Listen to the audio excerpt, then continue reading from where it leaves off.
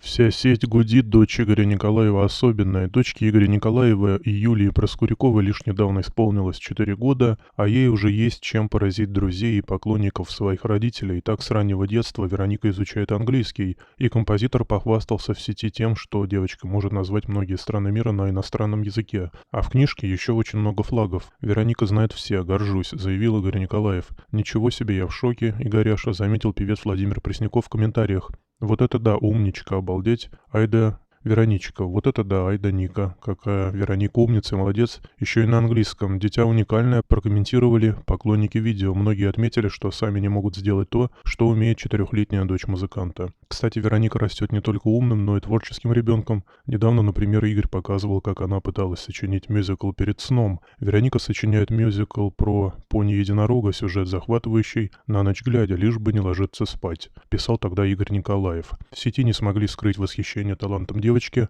Замечательная девчушка, пишут Николаеву поклонники.